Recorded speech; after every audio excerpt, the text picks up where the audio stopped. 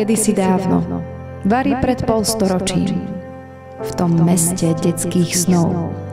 Môj dedo, Dlugolinský Štefan, schmatol ma do náručia a šteklil fúzami i láskou, gúľajúc korálské slova, detstvom i ránom dneška. Zuniace chlapskou nehou, len aby vdýchol do mňa zelený vietor do chlapiatka dengravého svoj čas. Nádejou prenesený do veku nového a od radosti chlapskej zaplakal. Takto znie úryvok básne Andreja Plávku z úvodu knihy, ktorá je pretkaná históriou mešťanov a zakladateľov mesta Stará Ľubovňa, vynímajúc z jedného rodu, Dlugolínsky.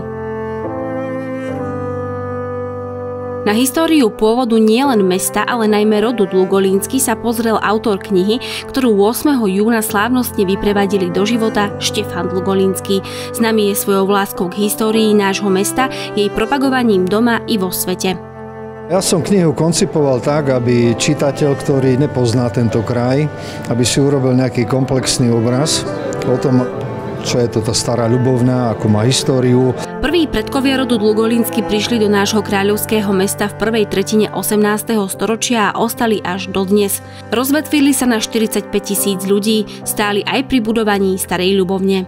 Niečo ma k tomu doviedlo, aby som vlastne našiel pravdu podloženú faktami, kto boli naši predkovia. A čo pre toto mesto urobili, lebo oni tu skutočne zanechali veľkú stopu. Je to veľmi ďalšia vzácna publikácia pre mesto Stará Ľubovňa a pre jeho dejiny, ale aj súčasnosť. A pre mňa bolo mimoriadne zaujímavé, ako to Štefan poňal, že cez príbeh rodiny Dlugolínskych prezentuje aj dejiny nášho slobodného kráľovského mesta a zase opačne, cez tie svetové dejiny, regionálne dejiny sa prezentujú jednotlivé vetvy rodu Dlugolínskych, ich poslanie, ich úloha. A ja musím povedať, že oni historicky už niekoľko stáročí zohrávali veľmi dôležitú zložku v tom spoločenskom, kultúrnom a ekonomickom živote. Autorové kroky pri pátraní po predkoch viedli do susedného Poľska. Hľadať informácie bolo náročné, keďže archívy vo Varšave boli počas druhej svetovej vojny zbombardované. Keď som mal čas, tak som sa vrhol na nejaké bádania v archívoch, nielen slovenských, ale najmä poľských. A musel som v Poľsku precestovať okolo 3 500 kilometrov, aby som navštívil jednotlivé archívy. Zozbierať dobové obrázky, fotografie, vyhľadať údaje z katastrálnych máp a matrík trvalo okolo 9 rokov. Boli akousi skladačkou na doplnenie informácií, ktoré si predávali generácie jednej rodiny. Pri takomto stretnutí s rodinou tak sme si rozprávali všeličo, čo sa kedysi oddialo najviac, pretože sme prežili už toho dosť. Niekedy Stará Ľubovňa vlastne bola veľmi maličká, to znamená, že všetci sme boli rodina. No, my sme bombardovali už Štefana už dávno, aby niečo, lebo vieme, že taký vzácny rod je to, takže by niečo urobil. No a toto všetko bolo ako len po meči a ešte aj po praslici existuje. No ale to už nebolo, to by bolo strašne veľa. Autor knihy sa dopátral až k erbu, ktorý rodina zdedila po svojich predkoch. Ten symbolizuje históriu, tradíciu, rodinnú príslušnosť a hrdosť.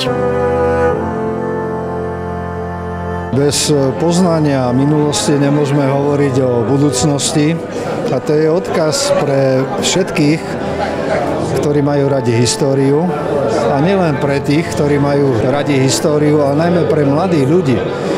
Pretože tie odkazy, ktoré sme my dostali, ktoré sa prenášajú, sú pre nás potrebné a nevyhnutné, aby sme mohli rozvíjať budúcnosť. Pri písaní autorovi pomáhali staroľubovňania, historici v Poľsku, archivári, kamaráti. Ja som aj prijal tejto knihy, aby sa dostala hlavne k mladým generáciám, teda do všetkých stredných a základných škôl mesta Stará Ľubovňa, aby sa mládež oboznámila s dejinami, lebo niekedy sa zdá, že nám nie sú potrební a potom zistíme, že vlastne to už tu v minulosti bolo a my to dnes v súčasnosti považujeme za niečo výnimočné. Kniha vyšla v náklade 300 kusov a nie je určená na komerčný predaj.